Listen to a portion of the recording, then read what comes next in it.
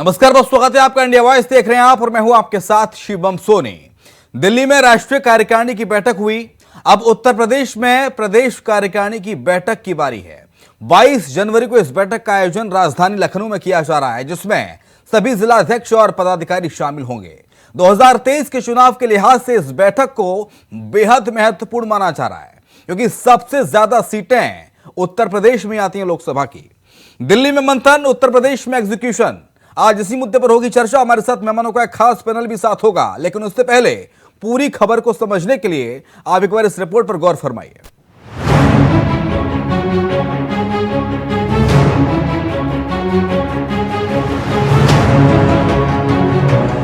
पहले दिल्ली में चिंतन मंथन हुआ, अब देश के सबसे बड़े सूबे उत्तर प्रदेश में मंथन पर अमल होने जा रहा है। मतलब साफ है, लोकसभा चुनाव को लेकर बीजेपी फुल तैयारी में है और इस बार कोई कोर कसर नहीं छोड़ना चाहती। 2024 के लिए हर वर्ग को साधने के लिए प्रधानमंत्री ने जो मंत्र दिल्ली कार्यकारिणी में दिया, उस पर यूपी में अमल होने जा रहा है। साथ ही राष्ट्रीय कार्यकारिणी की बैठक में जो रणनीति बनाई गई है, उसकी जानकारी बीजेपी जिलाधिकारी और कार्यकर्ताओं को दी जाएगी। लखनऊ में बीजेपी की प्रदेश कार्यकारिणी की बैठक 22 जनवरी को होने जा रही है। हालांकि प्रदेश अध्यक्ष भूपेंद्र चौधरी और महामंत्री संगठन धर्मपाल सिंह के कार्यकाल की पहली बैठक होगी। बाकायदा बैठक की पूरी रूपरेखा तैयार कर ली गई है। 22 जनवरी को सभी जिला अध्यक्ष और पदाधिकारी एक छत के नीचे जुटेंगे। 2024 के चुनाव को सफल बनाने के लिए मंथन करेंगे। बैठक के लिए राष्ट्रीय अध्यक्ष जेपी नड्डा, गृह मंत्री अमित शाह और रक्षा मंत्री राजनाथ सिंह को भी निमंत्रण भेजा गया है। बीजेपी को उम्मीद है कि इस बैठक के जरिए 2024 की तैयारियों को लेकर कमर कस ली जाएगी। साथ ही वोटर्स को अपने पक्ष में करने की रणनीति को भी बल मिलेगा। तुम्हें विपक्ष का तर्क है कि बीजेपी कुछ भी कर ले, इस बार जनता उन्हें सबक सिखाने को बेताब है। 8 साल में जनता ने इस देश की आर्थिक स्थिति, आर्थिक विषमता का दायरा बढ़ते हुए देखा है, बेरोजगारी को बढ़ते हुए देखा है, कोरोना काल में अक्षमता को बढ़ते हुए देखा है, किस तरीके से लोग तड़प तड़प कर मृत्यु का शिकार हुए, ये देखा है। और अभी जो 3 उपचुनाव हुए, उनमें जनता का रुझान स्पष्ट रूप से भारतीय जनता पार्टी को बौखलाने की हद तक सक्रिय कर गया है। वो जानते हैं कि अब वो जनता को और ज़्यादा गुमराह नहीं कर सकते। जनता को जवाब चाहिए कि इतने सालों में वो जो 2 करोड़ रोजगार देने की बात थी, उसका क्या हुआ? वो नोटबंदी के फायदे जो गिना रहे थे, उसका क्या हुआ? और तो और जीएसटी को लेकर जिस तरीके से इन्होंने जनता को पीड़ित कर रखा है, और अब पता चल रहा है कि भारत के धनाढ्य लोग में से मात्र 3% ही जीएसटी भर रहे हैं। सारा बोझ मध्यम वर्ग उठा रहा है। एक तरफ तो ये गरीब जनता को एकदम परजीवी बना रहे हैं, फ्री का भोजन, फ्री का राशन देके, और दूसरी तरफ मध्यम वर्गीय लोगों पर ये इतना ज्यादा टैक्सेशन का भार दे रहे हैं। ये कर क्या रहे हैं? इनकी क्या प्लानिंग है? बहरहाल बैठक से क्या हल निकलेगा क्या नहीं, ये तो कह पाना बहुत मुश्किल है, लेकिन इतना जरूर है कि 2024 को लेकर बीजेपी फुल एक्टिव मोड में है। साथ ही कोई ढिलाई और कोताही बीजेपी बरतना नहीं चाहती। Bureau report, India voice. तो बीजेपी मंथन से मिशन तक का पूरा road map Bharatiya Janata party ने बना लिया है। दिल्ली में ये पूरा रोड मैप बनाया गया, ब्लूप्रिंट बनाया गया, और दिल्ली की राष्ट्रीय कार्यकारिणी की जो बैठक हुई, अब उसको अब एग्जीक्यूट किया जाना उत्तर प्रदेश में, और उसको लेकर 22 तारीख मुकर्रर की गई है, जहां पर प्रदेश कार्यकारिणी की बैठक होगी।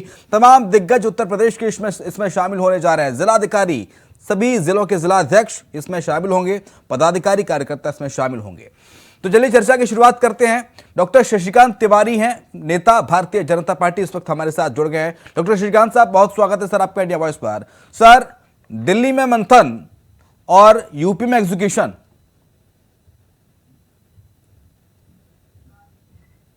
देखिए, दिल्ली में 2 दिवसीय राष्ट्रीय कार्यकारिणी की बैठक हुई है भारतीय जनता पार्टी की, जिसमें आदरणीय नरेंद्र मोदी जी ने यह स्पष्ट संदेश दिया है कि हमारे जरा तिवारी जी की आवाज को बढ़ाए मेरी तरफ जी।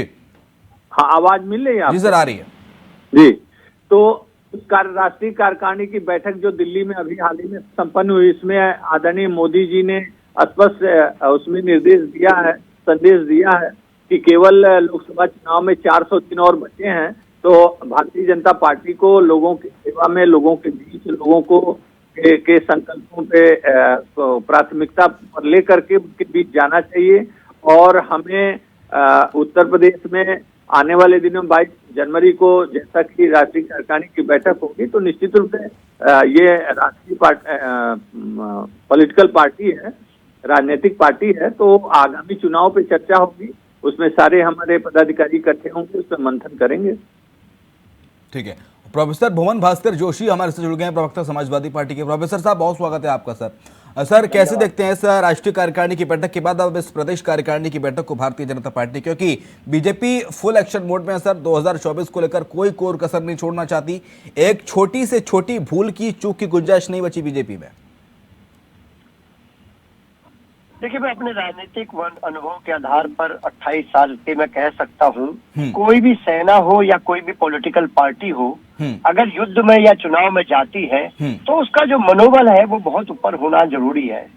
और हम देख पा रहे हैं जिस प्रकार उत्तर प्रदेश के जनमानस ने मैनपुरी के मॉडल को एक आदर्श मॉडल बना दिया है, जो कि 2024 में देश की दिशा और दशा को तय करेगा।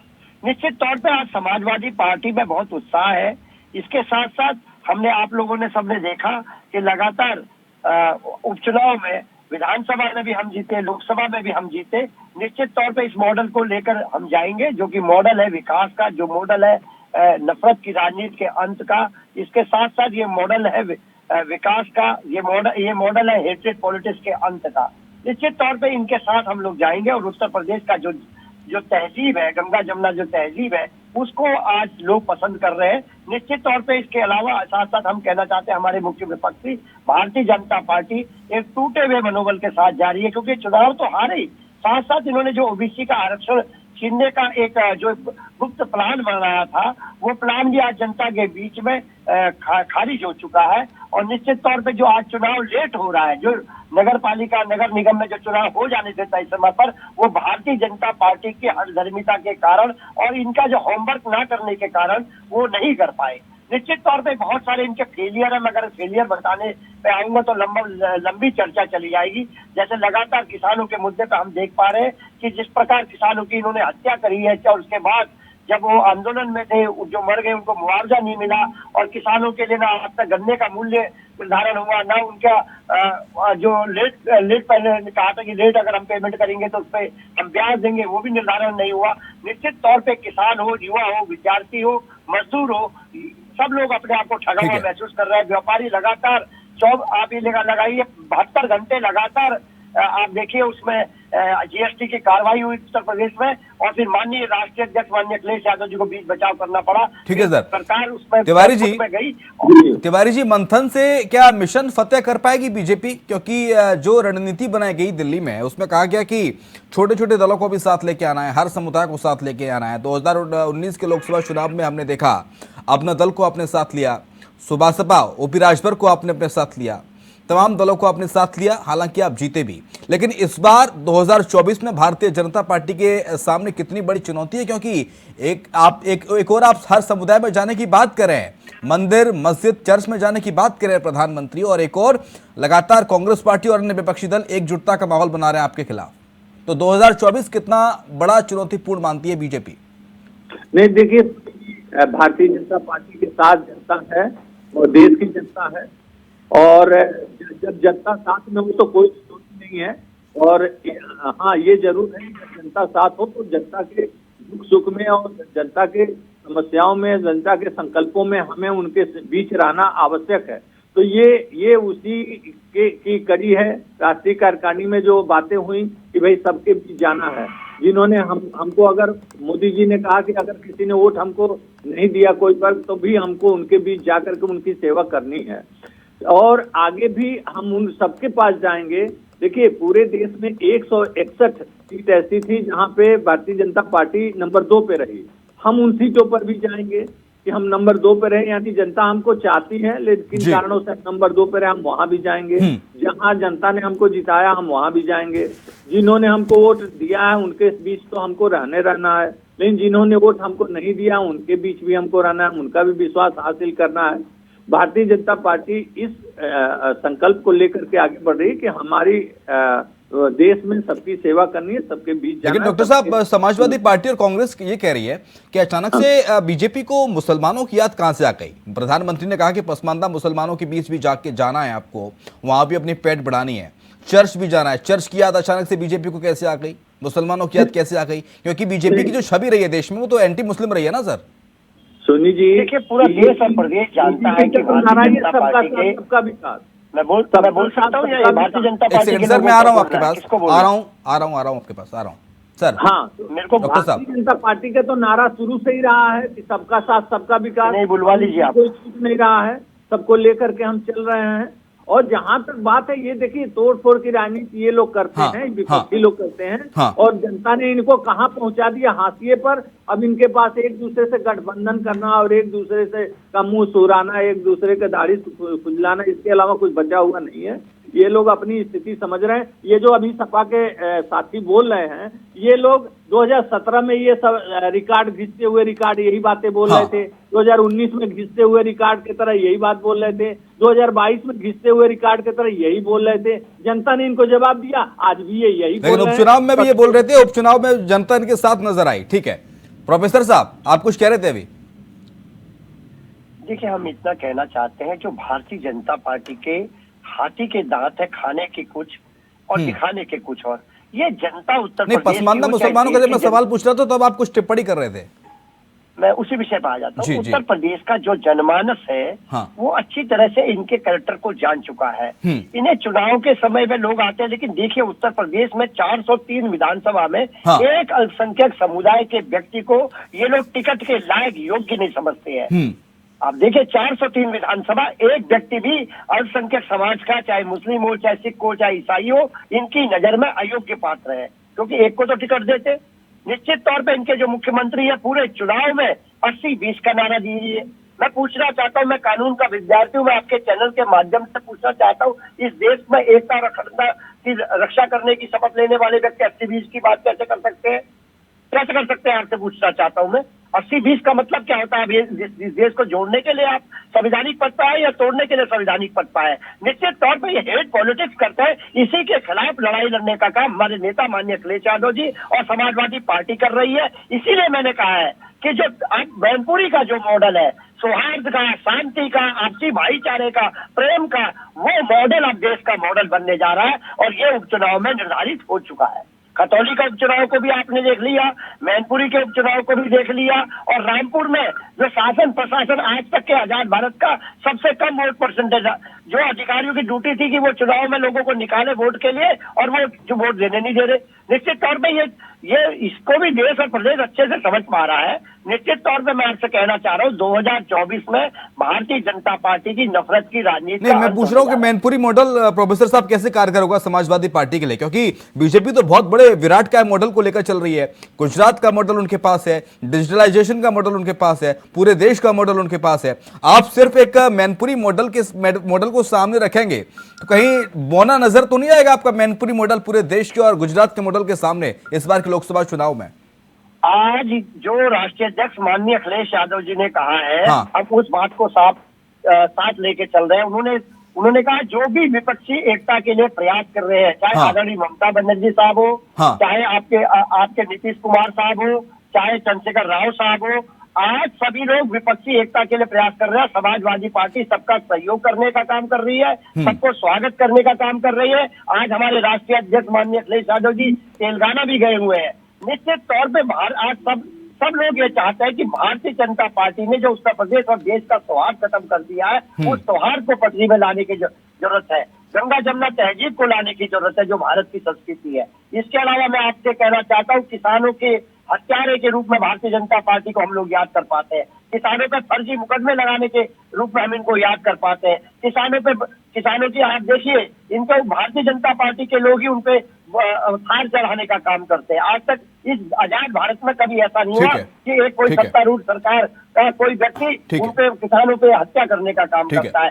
आप युवाओं की हालत देखिए, उत्तर प्रदेश आज परीक्षा इतना हावी है कि वहाँ पर लगातार युवाओं की और विद्यार्थियों की परीक्षाएं लीक हो रही है। हमारे साथ युवा विद्यार्थी मजदूर, किसान, सब भारी वर्ग जुड़ चुका है और निश्चित तौर से 2024 में भारतीय लेकिन जनता सर अगर पार्टी जुड़ गया होता तो पूरी राहुल तरह गांधी जा रहा है। की भारत जोड़ो यात्रा में आने से इनकार कर दिया अखिलेश यादव ने, क्योंकि विपक्ष को तो एकजुट होना चाहिए ना। आप लगातार कह रहे हैं, समाजवादी पार्टी कहती है, कांग्रेस पार्टी कहती है कि 2024 का चुनाव जो है नरेंद्र मोदी के खिलाफ लड़कर पूरा विपक्ष लड़ेगा, लेकिन विपक्ष की एकजुटता तो नजर ही नहीं आती कहीं ना कहीं। तो तभी तो भारतीय जनता पार्टी फिर दोबारा बार बार इलेक्शन जीत जा रही है। आप एकजुट ही नहीं हो रहे, आपके अंदर ही फूट पड़ जा रही है। देखिए, मैं आपके कहना चाहता हूं, हमारे नेता माननीय अखिलेश यादव जी ने राहुल गांधी जी को और कांग्रेस पार्टी को भारत जोड़ो यात्रा के लिए बधाई भी दी है। हाँ। लेकिन हमारी जो राजनीतिक अप्रोच है वो उनसे अलग है। लेकिन बीजेपी तो कह रही है कि पता नहीं कि चाचा भतीजे का साथ तो आ गया, लेकिन कब तक साथ बरकरार रहेगा वो भी नहीं पता है। मैं उससे बड़ी बात आपसे कहना चाहता हूं, आपके चैनल के माध्यम से मैं कहना चाहता हूं, समाजवादी जो विचारधारा है, महात्मा गांधी की विचारधारा है, भगत सिंह की विचारधारा है, नेल्सन मंडेला की विचारधारा है, लोहिया की विचारधारा है, नेताजी की विचारधारा, हम लोग इस पे चलने का काम कर रहे हैं। और निश्चित तौर पे हम आपको कहना चाहते हैं, मैनपुरी का मॉडल निश्चित तौर पे इस बार उत्तर प्रदेश की नहीं, पूरे देश की दिशा और दशा तय करने जा रहा है। उत्तर प्रदेश की तो कह लीजिए, लेकिन देश की कह रहे हैं तो वो हंस दिए, डॉक्टर साहब हंस रहे हैं कि मैनपुरी के मॉडल को आप देश के सामने रख रहे हैं। उन लोगों को हंसने डॉक्टर शशिकांत तिवारी हंसने लग गए। एक सेकंड बस सर, एक सेकंड बस। मैं कहना चाहता हूं, उन लोगों को हंसने का हक नहीं है कि जिनके 2 सांसद थे, 2 सांसद वाली पार्टी आज सत्ता में आई है। ये सत्ता का अहंकार है जो ये हंस रहे हैं। निश्चित तौर पे मैं आपसे कहना चाहता हूँ, इस देश का नेतृत्व कौन तय करेगा? ये हमेशा देश ने तय करा है। चंद्रशेखर साहब एकमात्र सांसद थे अपनी पार्टी के, उन्होंने प्रधानमंत्री बने कि नहीं बने?